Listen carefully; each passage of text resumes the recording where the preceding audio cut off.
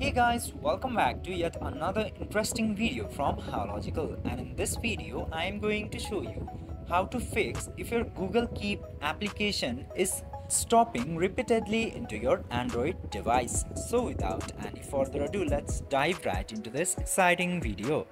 Now, if you're facing this similar problem into your Android device, you should just simply long tap into the application and tap into this I button in order to go to app settings, or you can directly go to the app settings from settings.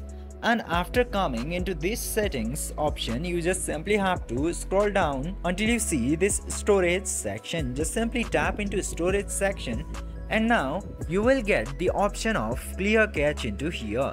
Now just simply tap into this clear cache button and clear the cache for your Google Keep, because oftenly this kind of problem occurs because of the cluttered cache from any application, and after doing this your problem will be fixed. I hope this video was helpful for you.